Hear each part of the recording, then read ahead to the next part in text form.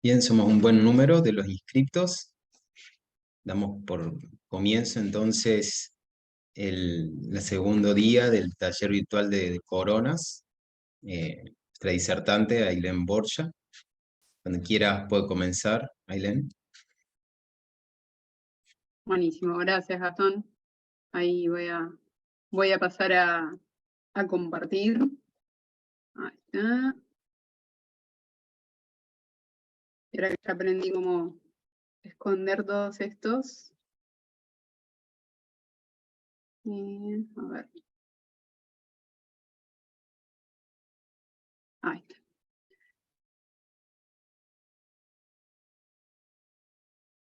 A ver. Me quedo en una. Me quedo en una. Más adelante la presentación. Ahí está. Ahora sí.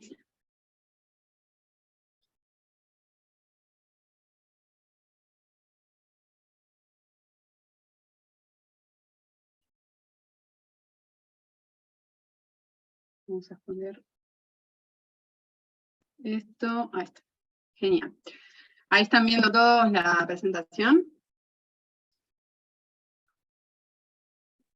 Sí, se ve.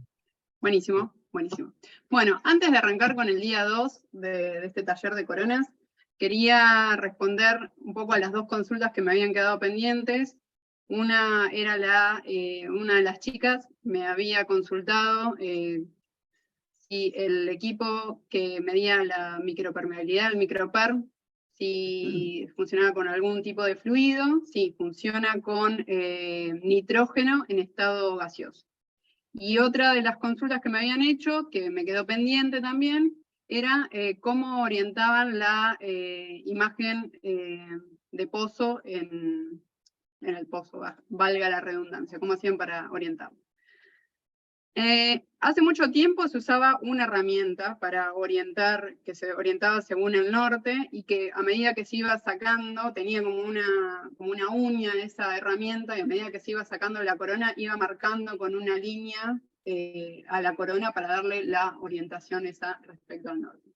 Hoy en día, actualmente, el equipo que toma la imagen de pozo está orientado respecto al norte, entonces cuando se obtiene la imagen de pozo, queda orientada, entonces después ya lo podemos utilizar para lo que les había explicado ayer, para determinar orientaciones de estructuras y fracturas.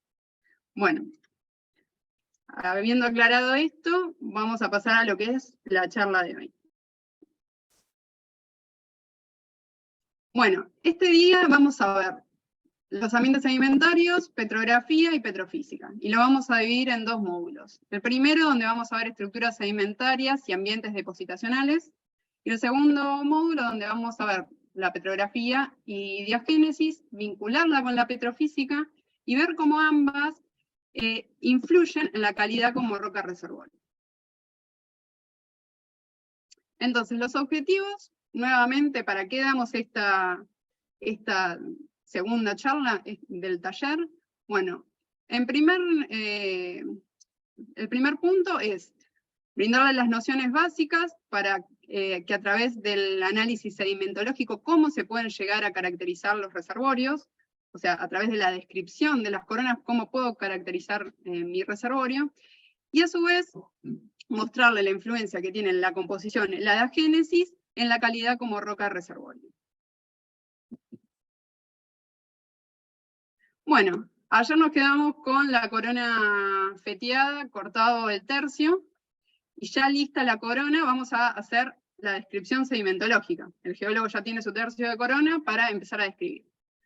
Como los que hayan ido al campo hacen cuando van al campo para describir un afloramiento y para sacar las características principales, vamos a tener en cuenta lo que es la composición, o sea, las litologías que hay involucradas en la corona. Vamos a describir las estructuras sedimentarias, la presencia de fósiles y trazas fósiles, si llegara a tener fracturas, y si tengo rastros de hidrocarburos. La composición la vamos a ver un poco en más detalle en lo que es la segunda parte de la charla, en el bloque 2, Y ahora nos vamos a centrar en las estructuras sedimentarias, que es una herramienta muy valiosa de la que podemos sacar mucha información de las coronas. Pero antes, cuando nosotros pensamos en estructuras sedimentarias, en general la cabeza se nos va a afloramientos, donde vemos estructuras sedimentarias que las podemos seguir en la horizontal y en la vertical. Pero cuando tenemos una corona, la escala de trabajo es totalmente diferente, porque solamente tenemos este rectángulo de toda la estructura sedimentaria que podemos llegar a tener en afloramiento. Entonces, podemos ver cómo va evolucionando esa estructura en la vertical, pero en la horizontal no tenemos información. ¿Esto qué genera?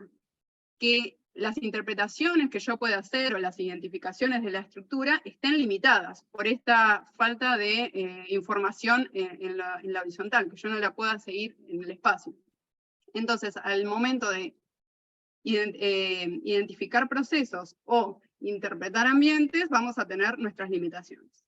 Con esto en mente, vamos a ir a ver un poco de las estructuras sedimentarias en corona. Bueno, para estudiar las estructuras sedimentarias, utilicé la clasificación que ponen los colegas de la Universidad de Roca en este librito, en donde ellos dividen las estructuras sedimentarias en inorgánicas y biogénicas. Ahora nosotros nos vamos a centrar en las inorgánicas, las biogénicas, bueno, puede ser para otro momento, porque es todo otro mundo totalmente diferente. En las estructuras sedimentarias inorgánicas, nosotros vamos a tener tres grupos, lo que son las estructuras mecánicas depositacionales, las estructuras mecánicas postdepositacionales o deformacionales, y las estructuras químicas diagenéticas. Vamos a ver algunos ejemplos de cada una de ellas.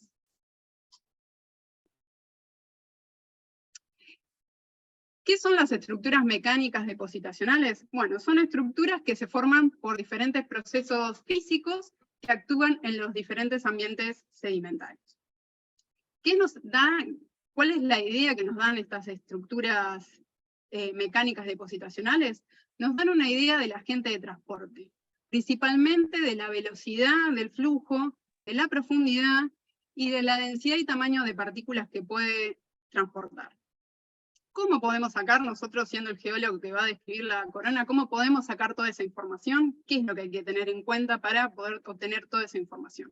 Bueno, principalmente tener en cuenta las litologías que están involucradas en cada estructura sedimentaria. Por ejemplo, en este caso, que tenemos la laminación horizontal, para yo poder determinar esos procesos, voy a tener que tener en cuenta, porque no va a ser lo mismo que yo tenga una alternancia de capas de arena muy fina y arena fina, donde voy a tener el mismo proceso tractivo que va a disminuir su velocidad de una capa a otra, que yo tenga una alternancia de capas de arena con pelitas, donde voy a tener procesos tractivos que intercalan con procesos de decantación.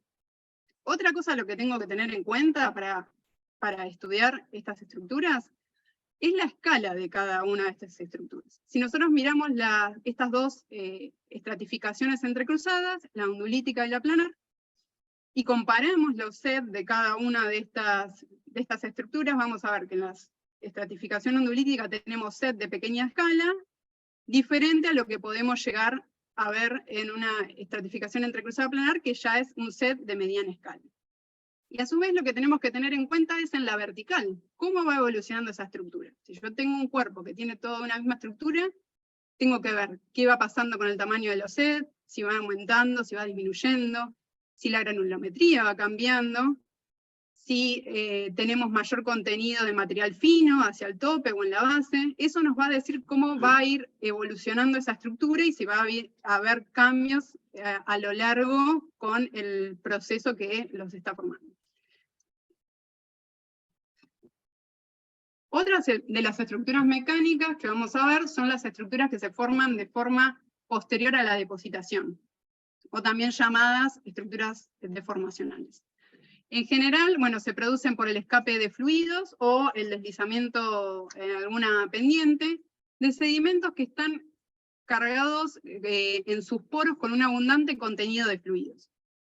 En general suele ocurrir en arenas que se depositan rápidamente y que esas arenas abundante contenido de fluidos en sus poros son soterradas y sometida a presión esas capas arenosas, el fluido tiende a escapar y deforma la estructura, deforma toda a la capa de arena.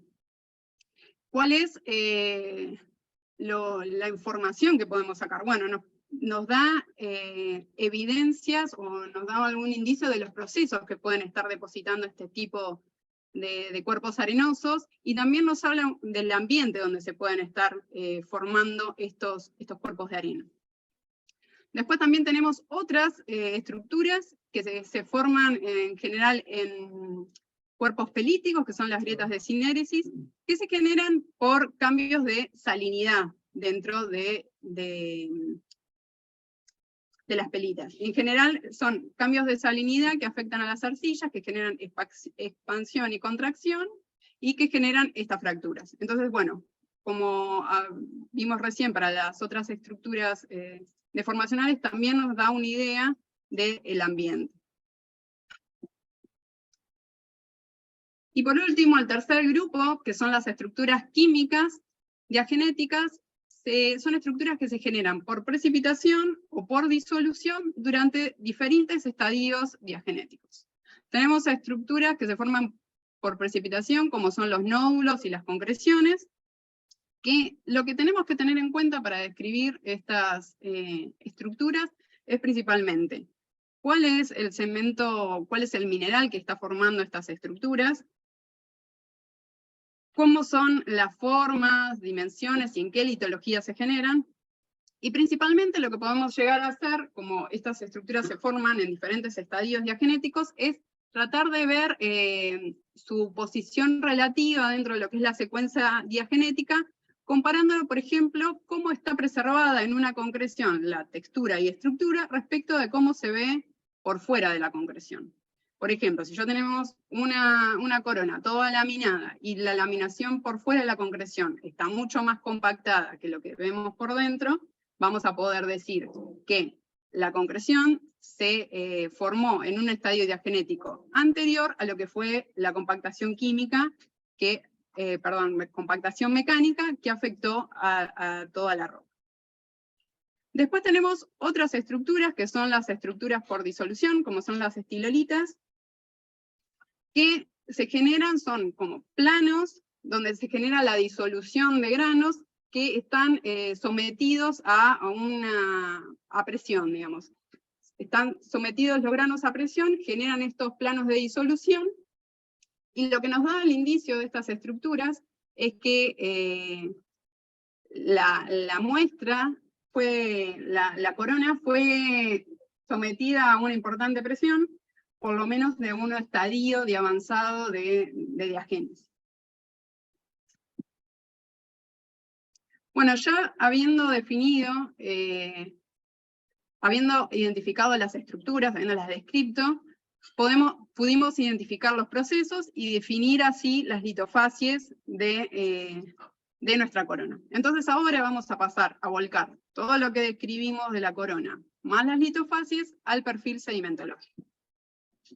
Entonces, cuando nosotros tenemos que dibujar un perfil sedimentológico de la corona, tenemos dos cosas que tener en cuenta. Primero, cuáles son las litologías que están involucradas para poder seleccionar las referencias que nosotros vamos a usar, que nosotros le llamamos el cabezal, donde va a tener las referencias, o sea, las rastras de cada una de las características según las litologías que estén involucradas. Y a su vez, algo muy importante que hay que tener en cuenta es la selección de la escala de estudio. Si va a ser un trabajo de detalle, vamos a tener que usar una escala de 1 a 40, por ejemplo. Pero si la descripción es más expeditiva, no requiere tanto detalle, podemos usar una escala de 1 a 100 o 1 a 200. Así como se ve el cabezal, las referencias que nosotros tenemos, que vamos a utilizar para empezar a dibujar nuestro perfil sedimentológico, que va a tener diferentes rastras para cada una de las características, como puede ser litología, estructura sedimentaria, los componentes principales, la presencia de hidrocarburo y los contactos que pueda haber entre las capas. Entonces, toda esa información la vamos a volcar en el perfil. ¿Pero qué vamos a volcar también en los perfiles? Bueno, vamos a vamos a poner las fotos que tomamos, ¿se acuerdan ayer que hablamos de las fotos con luz blanca y luz UV para ver los sectores impregnados? Vamos a poner la tira de fotos, la tira de tomografía, donde vamos a tener la tomografía en gamas de grises y con los diferentes filtros. A su vez le vamos a agregar, si se acuerdan lo que habíamos visto ayer también, del perfil de rayos gamma, de la corona. Esta curva que es la curva de densidad tomográfica, las unidades Hounsfield, que ayer me habían consultado algo de eso. Esta también es una curva que se obtiene mediante la tomografía. Y a su vez le vamos a sumar los datos de petrofísica básica, para ver cómo estas litologías que yo describí, cómo varían la permeabilidad y la porosidad a lo largo de toda la corona.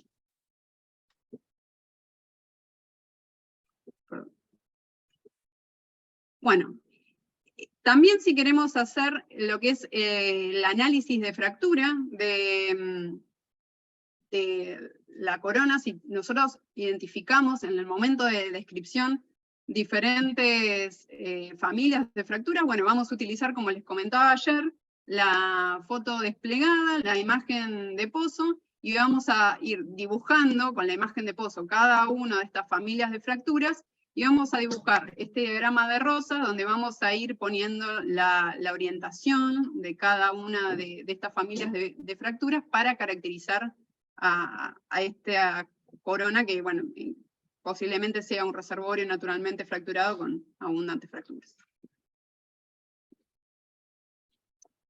Bueno, ya tenemos toda la información volcada en el perfil, y ahora, ¿qué hacemos? Con todas las facies definidas, el perfil, bueno, vamos a ver cómo esas facies se distribuyen en la vertical en la corona. ¿Para qué? Para poder definir asociaciones de facies. Vamos a definir por grupos de características similares, asociaciones de facies, que nos van a estar definiendo subambientes dentro de nuestros ambientes sedimentarios. Entonces, con la distribución de esas asociaciones de facies, vamos a ir a ver ambientes sedimentarios análogos que puedan adecuarse a nuestra descripción. Uy, perdón, esto me quedó. Bien. Bueno, nosotros tenemos, hasta el momento, hicimos nuestro perfil, definimos facies, asociaciones de facies y describimos la corona. Ahora vamos a buscar, con toda esta información que nosotros tenemos en mente, vamos a buscar un modelo análogo que se adecue a todas las características, siempre teniendo las limitaciones en cuenta que les mencioné anteriormente para la corona. Entonces vamos a buscar un modelo análogo de positacional con el que podamos interpretar todos nuestros datos. Y luego vamos a ir por cada subambiente viendo cómo podemos caracterizarlo con la información que tenemos sedimentológica, y utilizando un poco también de los estudios complementarios, como son la petrografía, el MEV, los rayos X, para determinar dentro de cada subambiente cuáles son las características como roca reservorio. Estos estudios los vamos a ver un poquito más de detalle ahora nos vamos a ir centrando en las características principales de cada estos subambientes. En este caso tenemos un ambiente eólico, donde tenemos tres subambientes: el ambiente de duna, interduna seca e interduna húmeda. En el caso del ambiente de duna, en general lo que tenemos, acá como se puede ver bien en esta imagen y lo que podemos ver en el perfil, tenemos areniscas de buena selección, con estratificación entrecruzada de gran escala. En el corte podemos ver mucha porosidad, todo esto azul es la porosidad, muy buena porosidad. O sea que todos estos parámetros, y sumándole la distribución de las gargantas porales, que se ven abundantes gargantas porales, me da una buena calidad como roca reservorio. Si ya vamos a un ambiente de interduna seca, donde ya tenemos, que es el caso que tenemos acá, en Bordeaux, ya tenemos arenitas, areniscas, que con estratificación horizontal entrecruzada, que tienen niveles que presentan una mayor participación de material fino. Esta, como se puede ver acá en la imagen del corte delgado, ya no tenemos una buena distribución de la porosidad, tenemos estos sectores más cerrados de la muestra, y las gargantas porales no son abundantes, ya tenemos algunas gargantas porales que están cerradas. Entonces, la calidad de la roca reservorio, en este caso, en un ambiente de interduna seca, es una calidad moderada. Y si ya pasamos a lo que es el ambiente de interduna húmeda, donde tenemos un predominio de, que es los casos estos que tenemos las facies en verde, que hay un predominio de arenitas arcillosas, en general hay baja porosidad, y la calidad, en este sentido, el sistema poral está ocluido, la calidad como roca reservorio es pobre. Entonces, si nosotros pudiéramos considerar con estas características los ambientes ideales, con mejor calidad como roca reservorio, en el ambiente eólico consideraríamos a las dunas y a las interdunas secas. Ya si pasamos a un ambiente fluvial, bueno, el ejercicio lo vamos a hacer siempre, es ir desde el perfil, desde la descripción, el perfil, y buscar el modelo depositacional análogo. Cuando ya lo tengamos definido, vamos a ir a analizar, vamos a ir a caracterizar la calidad de cada uno de estos subambientes. En este caso, hay ejemplificado dos subambientes que son uno los rellenos de canales o barras, y otro es el subambiente de planicie de inundación o de abandono de canales.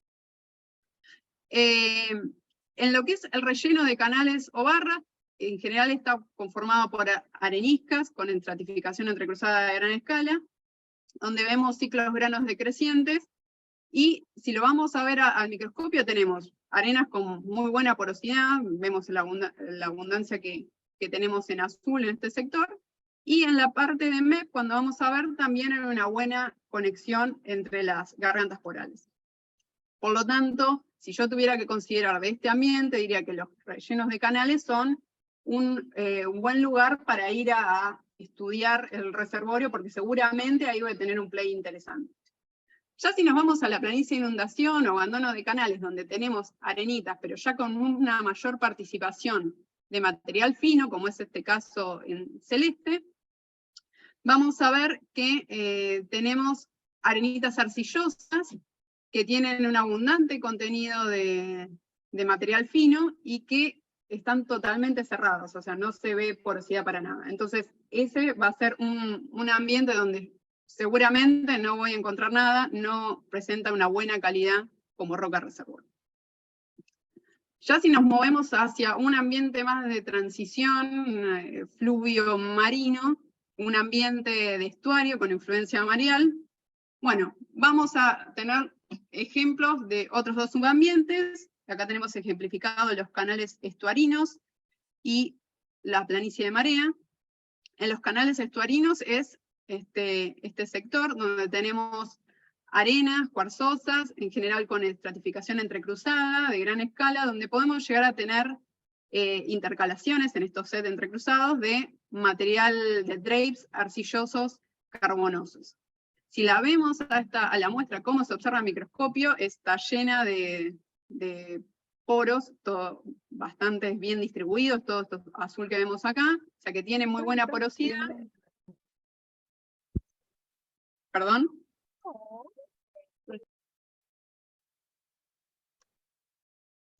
Bueno, sí, ¿me están escuchando bien? Sí, Sí, se perfecto. escucha bien. Está bien, pensé que era alguien que me quería decir algo. Bueno, sí. Este sector, el de los canales estuarinos, lo que les mencionaba es que tienen muy buena porosidad. Cuando vamos a ver en la parte de microscopía electrónica, vemos que hay gargantas porales abiertas, algunas ocluidas, pero dentro de este ambiente sería el que mejor tiene mejor calidad como roca reservorio.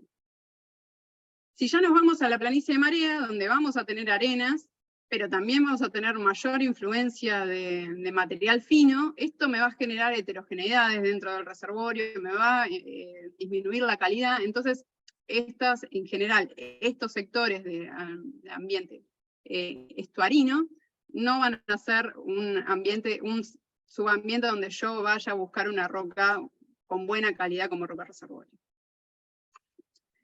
Y por último, los ambientes ya de plataforma externa, donde tenemos los reservorios convencionales, donde tenemos a los shale, donde está Vaca Muerta. En estos, lo que veníamos viendo antes era que nosotros con la información que describíamos la corona y con los datos que teníamos, nos servía como para caracterizar e interpretar procesos y demás. Pero en el caso de los shale, necesitamos, a su vez, para terminar de interpretar los procesos, el apoyo de los estudios petrográficos. ¿Por qué? Porque se saca mucha información, estas rocas de grano tan fino, se saca mucha información con las secciones delgadas, porque yo, mediante el estudio de microfacies, puedo definir diferentes procesos que vayan ocurriendo dentro de esta corona de shale, que quizás a ojo desnudo, yo describiéndola a la corona, no lo puedo detectar porque son de grano muy fino, y estos son rasgos que los voy a ver bajo petrografía.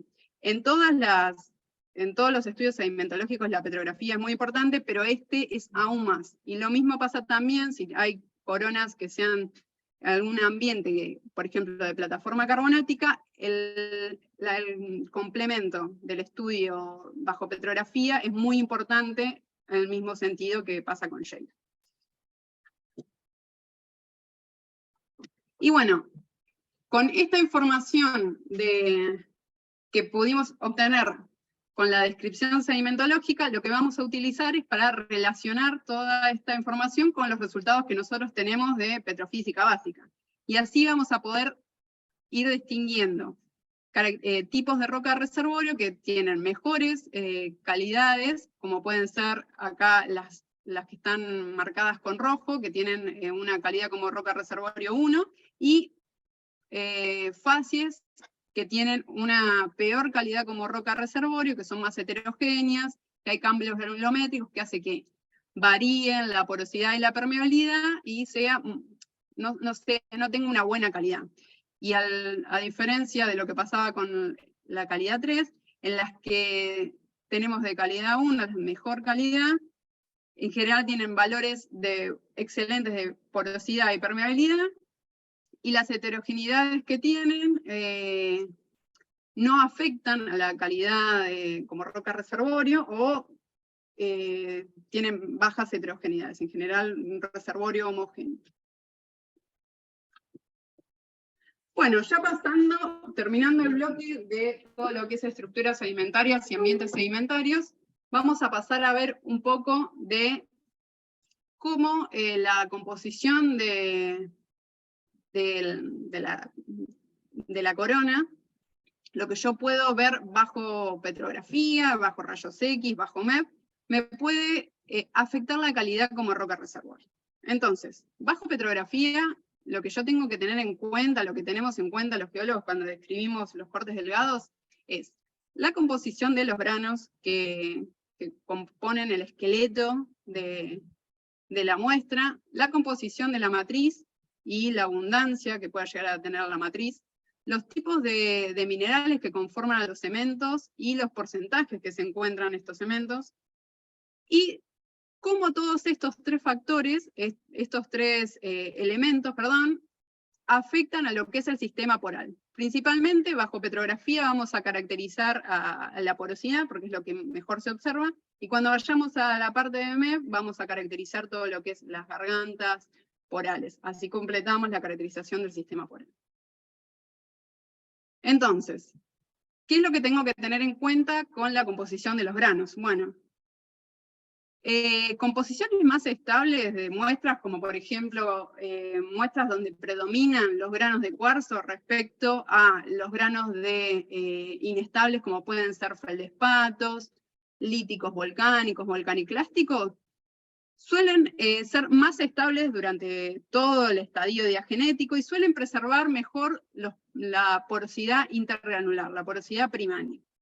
Porque si yo tengo, por ejemplo, feldespatos, líticos volcánicos, que se pueden alterar arcillas, que se pueden deformar durante la compactación, eso me va a generar que yo empiezo a tener desarrollos de matriz, de pseudomatriz, que empieza a tener heterogeneidades en el reservorio que me va a ir empeorando la calidad de mi reservorio. Lo mismo sucede si yo tengo abundancia de contenidos de detritos orgánicos, o por ejemplo glauconita, que también son granos que se deforman fácilmente durante la compactación y la evolución diagenética de las muestras.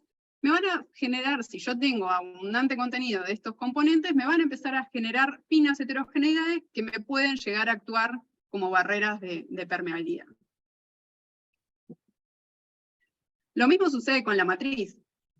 Idealmente lo mejor sería, para la calidad de la roca reservorio, es que yo tenga una arena que no tenga matriz. Pero si llego a tener matriz, si tengo un contenido de matriz, que sea bajo, y a su vez que sea una matriz detrítica, de que tenga granos y un poco de arcilla. La peor combinación puede ser abundante contenido de matriz y arcillosa, porque bueno, eso me va a generar, según la distribución y la abundancia que yo tenga, me va a generar heterogeneidades en el reservorio.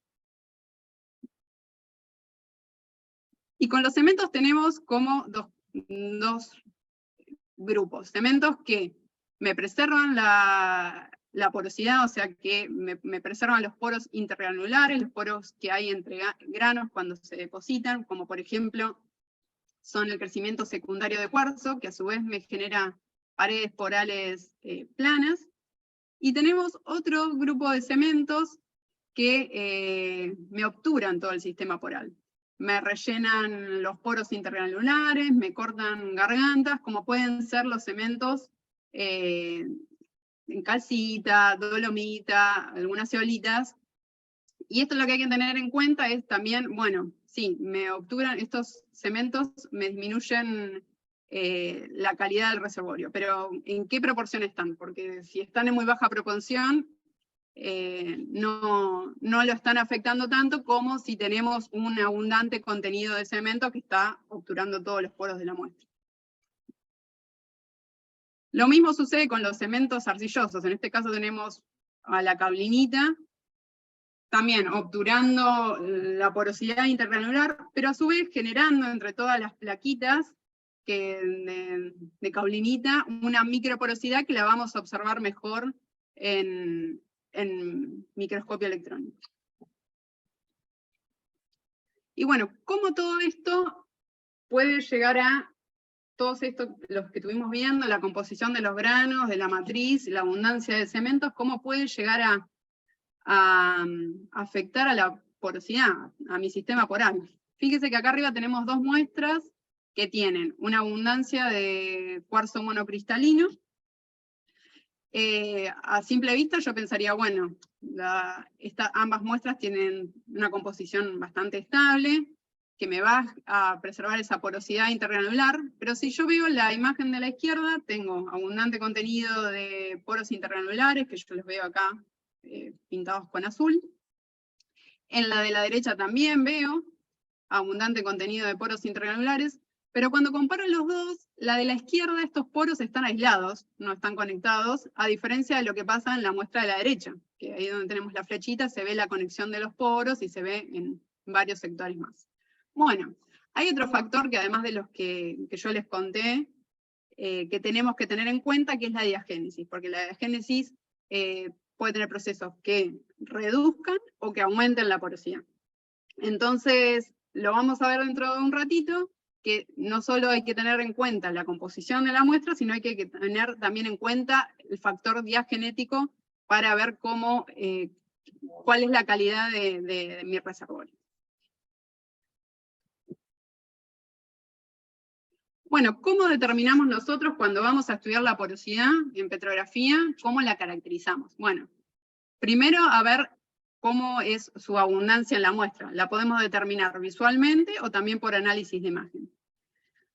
Después vamos a determinar cómo se distribuyen estos poros. Si se distribuye, si tengo toda la muestra, estos poros azules distribuidos uniformemente, como en este caso los tengo interrumpidos por esta precipitación de cemento. Entonces acá ya no voy a tener una distribución homogénea.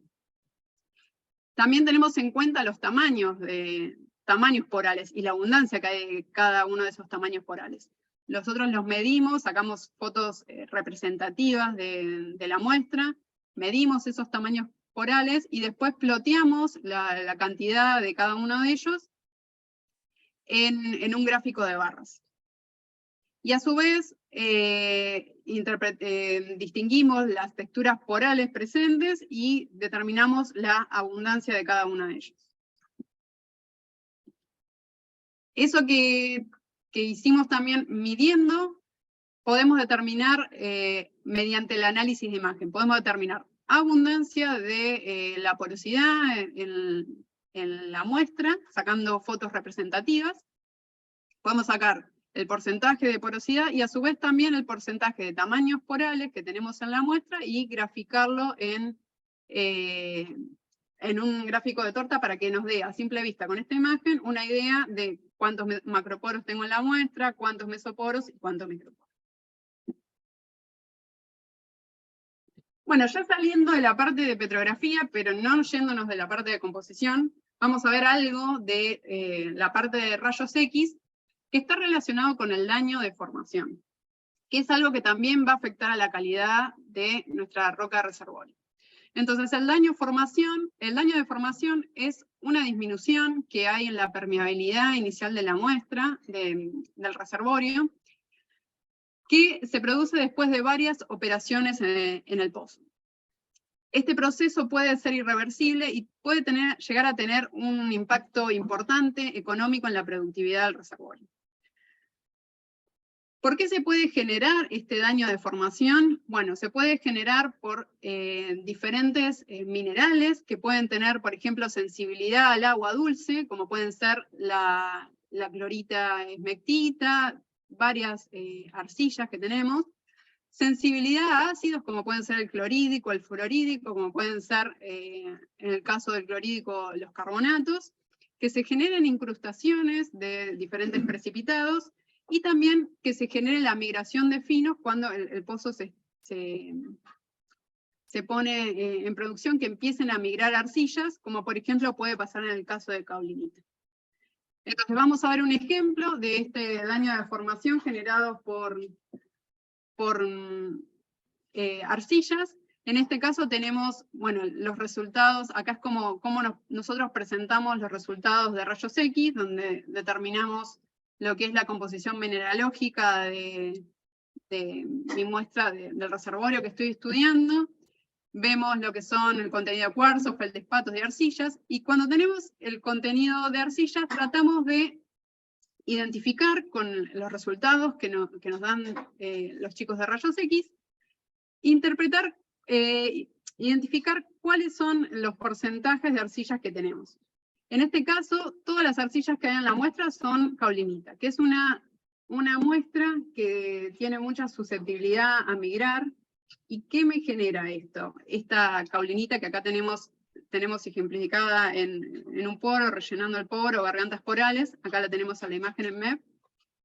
Cuando migra la caulinita, lo que me genera es que va a ir ocluyendo, tapando gargantas porales, poros de la muestra, y me va a ir generando un daño que me va a disminuir la porosidad y la permeabilidad de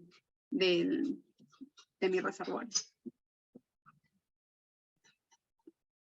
Ya si pasamos a la parte de composición, pero nos vamos a la parte de MEP, ¿qué información podemos utilizar de los estudios de MEP para caracterizar todo mi sistema poral, para caracterizar a mi reservorio? Bueno, acá podemos ver todo lo del sistema poral que no pudimos apreciar bajo petrografía, porque por ser de tamaños muy pequeños que no se pueden observar bajo microscopio. Entonces, acá vamos a poder ver todo lo que son las gargantas porales, las microporosidades que puede llegar a ver, como les comenté, cuando tenemos cementos como la caulinita, las microporosidades en arcilla, bueno, bajo petrografía podemos observar, pero lo caracterizamos en esta etapa. Y a su vez, también vamos a poder observar las arcillas, porque nosotros, si tenemos un coating bien desarrollado de arcillas en bajo petrografía lo podemos observar, pero no vamos a poder ver las texturas, cómo es su espesor. Acá en bajo MEP lo vamos a poder describir de forma concreta y correcta. Vamos a ver algunos ejemplos de cómo se ven las arcillas más comunes que vemos cuando caracterizamos a nuestro reservorio. Esta imagen de acá arriba a la izquierda es de un coating de clorita, que lo observamos, que tiene un buen espesor, lo observamos bajo petrografía, pero cuando vamos a, bueno, y lo que vemos acá, antes le menciono, es que en general los coatings de clorita lo que hacen es preservar la porosidad intergranular. Por eso es muy bueno cuando nosotros vemos los coatings de clorita desarrollados en una muestra, porque me preserva esa porosidad intergranular de la muestra, e incluso gargantas porales. Cuando nosotros vamos a verlo a la muestra bajo MEP, bueno, esta es la textura que presenta la clorita bajo MEP, forma como pequeñas rosetitas de estas partículas que conforman a la clorita, que puede estar como coating, como lo vimos acá en esta imagen, o pueden estar rellenando poros. Pero si nosotros tenemos un desarrollo, digamos, un desarrollo del coating de clorita que excede y que empieza a ocluir todas las gargantas porales y el poro, o sea que me empieza a interconectar los poros, el coating de clorita ya no va a ser tan bueno para preservar la porosidad intergranular ni las gargantas. Entonces, el coating de clorita es bueno tenerlo porque me preserva estas características, pero si tengo un desarrollo abundante puede llegar a modificarme, a perjudicarme la calidad de mi reservorio. Otra de las arcillas que tenemos es la esmectita, que puede aparecer como coating de bajo desarrollo o con un espesor mayor. En general, como esta arcilla es una arcilla expansiva que mediante la hidratación y la deshidratación se expande, se suele ver lo que tenemos acá en la imagen de la izquierda abajo, estos despegues del coating de esmectita de los granos, generando, por un lado, la oclusión parcial de las gargantas porales, o sea que me disminuye el diámetro de las gargantas porales, y por otro lado generándome estas porosidades circunglarulares que en reservorios de baja porosidad de permeabilidad me pueden favorecer a mejorarme la calidad.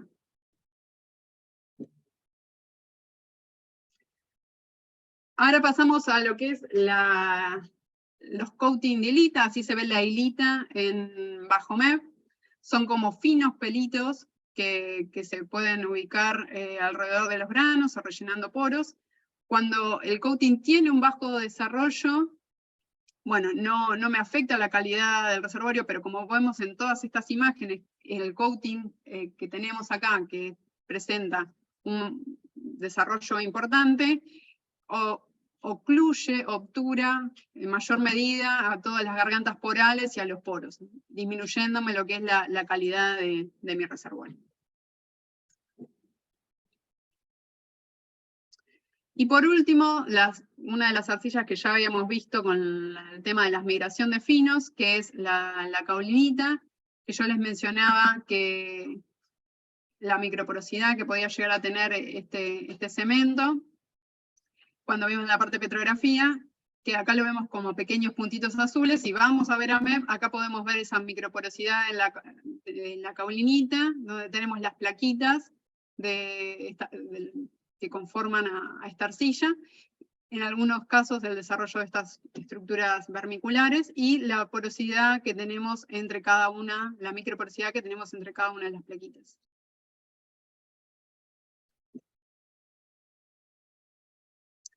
Bueno, y cómo todos estos factores que vimos hasta ahora me modifican lo que es el sistema poral.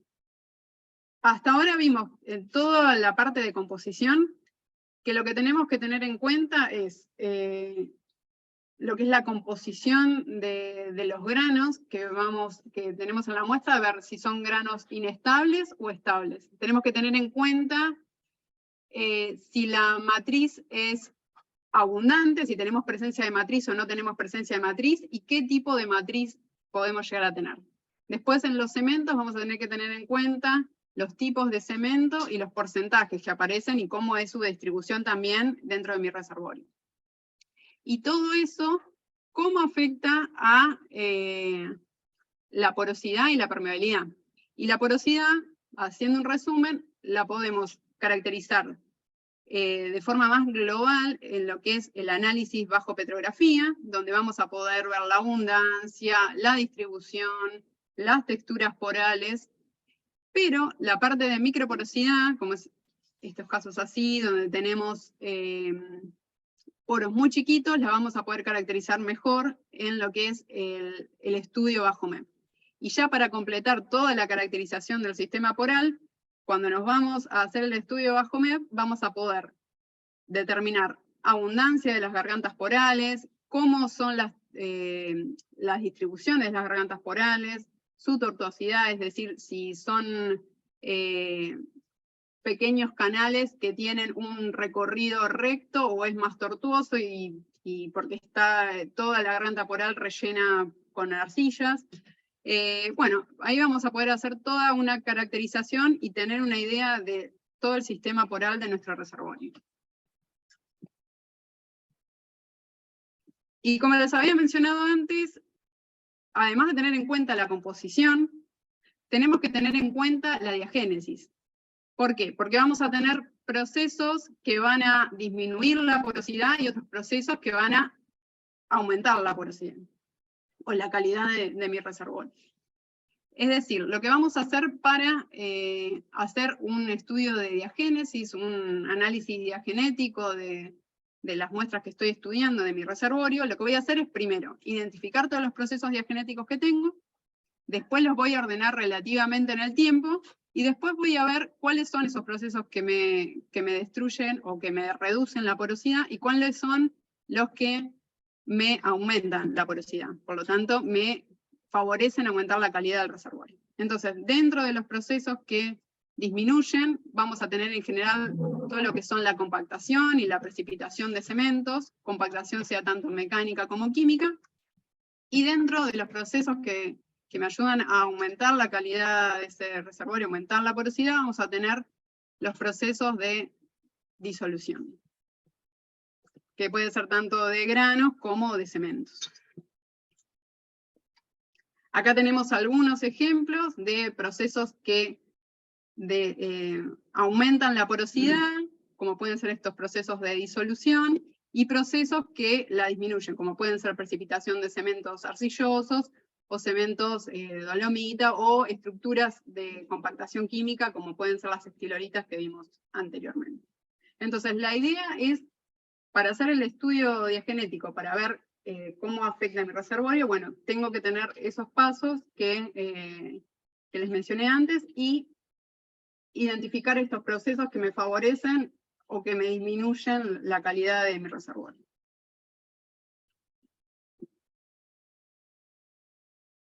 Y ahora, ya teniendo todo el tema de cómo la composición afecta la calidad, cómo la diagénesis afecta la calidad, vamos a relacionar toda esta información que venimos teniendo hasta ahora con los datos petrofísicos. Entonces, lo que podemos hacer es toda la información de la caracterización del sistema poral, que tenemos mediante el análisis de imagen y mediante el estudio bajo MEP, relacionarlo en un diagrama, como puede ser el diagrama CAFI, donde tenemos ploteados muestras con valores de porosidad y permeabilidad, plotear los estudios, diferentes tamaños porales y su abundancia, y a su vez también plotear las gargantas porales identificadas y su abundancia. Entonces, con toda esa idea y con este gráfico yo puedo tener una idea de las características principales de las rocas que tienen mejores condiciones como roca reservorio, que en este caso son muestras donde dominan los mesoporos y las gargantas porales abiertas son abundantes, y muestras con que tienen una moderada calidad como roca reservorio, que también eso se refleja en los valores de petrofísica, donde tienen ya mayor predominio de microporos, de poros más chicos, y de gargantas porales, y las gargantas porales abiertas son menores. aparecen en baja proporción.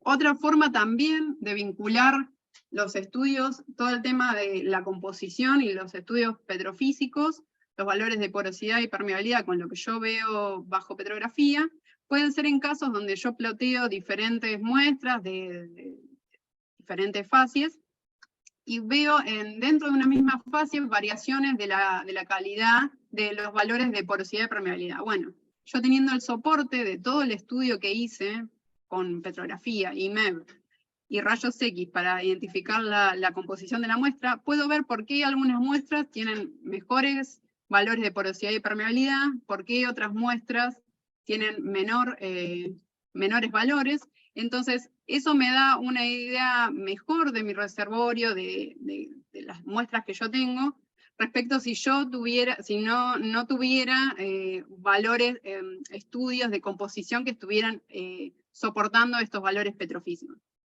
Por eso cuando ayer les mencionaba que siempre es importante hacer coincidir lo que son los estudios petrofísicos con toda la parte de los estudios geológicos, es por esta cuestión, es para después poder vincular y saber que los estudios petrofísicos, los resultados de los estudios petrofísicos que me está dando, cómo se vincula con todo el sistema poral que yo puedo llegar a ver bajo MEV y petrografía.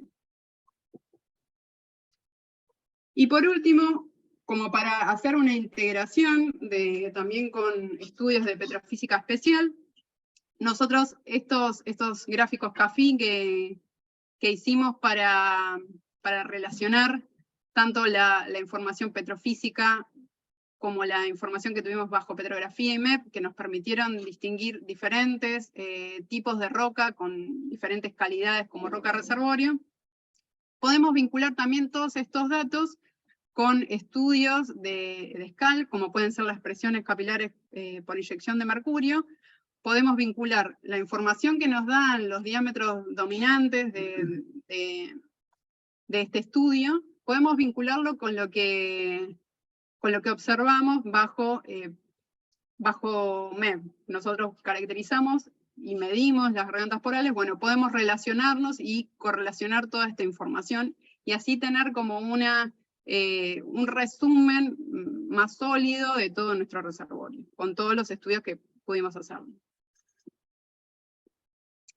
Y ya como para un cierre de toda esta charla y de todo lo que vimos hoy, bueno, como para tener un pantallazo de todo lo que vimos en estos dos temas, en estos dos bloques, primero comenzamos con una descripción sedimentológica de lo que es mi corona, que ya la habíamos procesado todo ayer. Luego definimos las fases y asociaciones de fases, y esa información la volcamos al perfil sedimentológico. También con la distribución de estas asociaciones de fases nos permitió buscar modelos análogos de ambientes depositacionales para identificar el ambiente donde se formaron. Luego realizamos estudios de petrografía, mineralogía con rayos X, y de MEP, que nos permitió principalmente caracterizar el sistema poral de la muestra. Ver cómo la composición de la muestra, toda la composición de los granos, matriz y cementos, mejoraba o empeoraba lo que es el sistema poral. Con la diagénesis también hicimos un análisis que pudimos ver cómo los diferentes procesos diagenéticos afectan a mi reservorio, y después vinculamos todos esos estudios con lo que son los resultados de petrofísica básica. También, si en el caso de que yo pudiera haber hecho, como vimos en la filmina anterior, de pudiera haber hecho algún estudio de petrofísica especial, vincularlo también con toda esta información. Por último, con toda la integración pudimos definir calidades como roca reservorio, de toda la corona, ir separando sectores con diferentes calidades como roca reservorio, y eso lo integramos todo, que es el informe final que nosotros terminamos desarrollando, los geólogos que trabajamos con todo eso, es el informe final que nosotros terminamos desarrollando, donde integramos toda la información. Bueno, y eso es todo por el día de hoy. Espero que les haya sido ameno y que les haya servido. Y si tienen cualquier consulta para hacerme, bueno, estoy acá para que me consulten.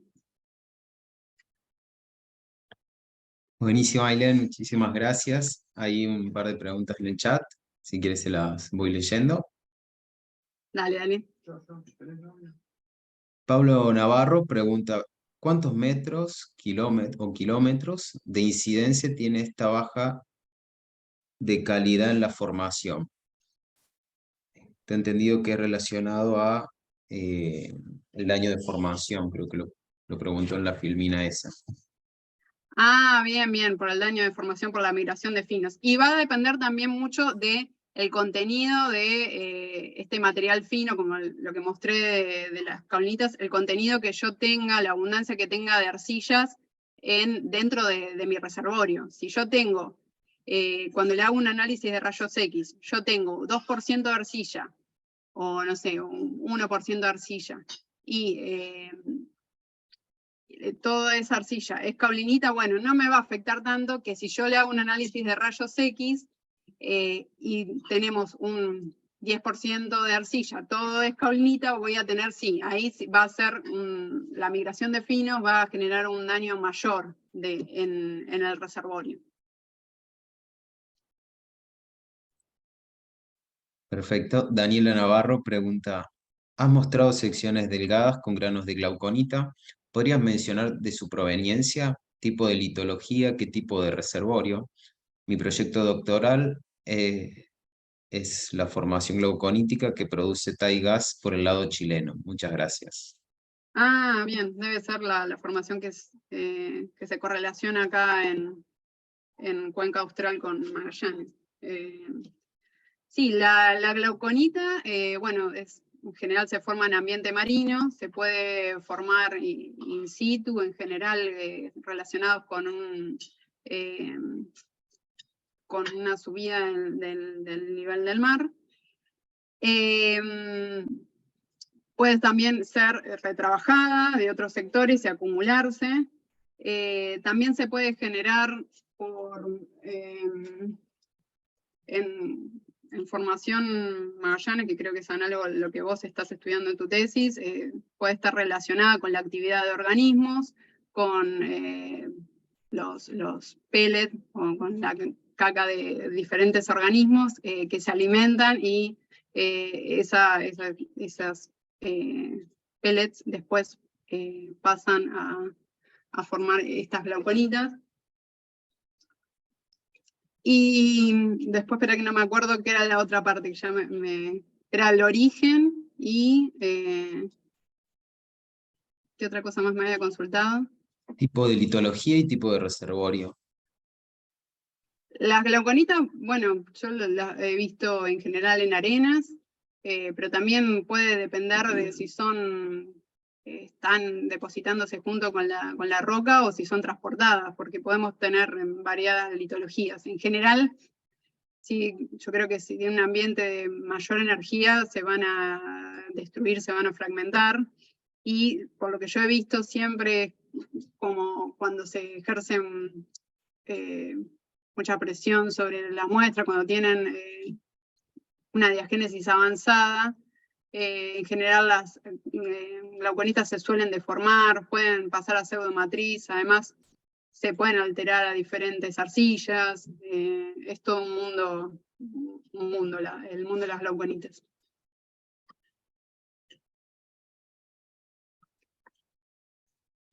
Bien, no hay más preguntas en el chat, no sé si alguien quiere preguntar otra cosa.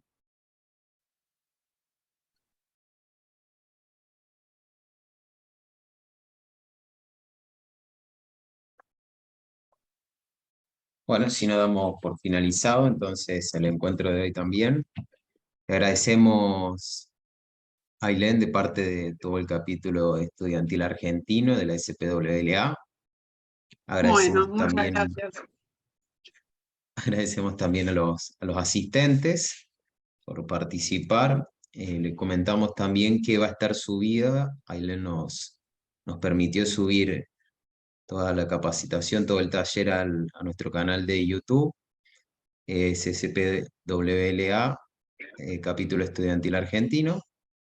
Y bueno, los 2 días van a estar subidos a nuestro canal y le estaremos enviando también la certificación a los inscriptos en esta semana. Sí, muchas gracias nuevamente y buenas tardes. Bueno, gracias a todos, gracias, espero que les haya servido y bueno, nos estaremos viendo en cualquier momento.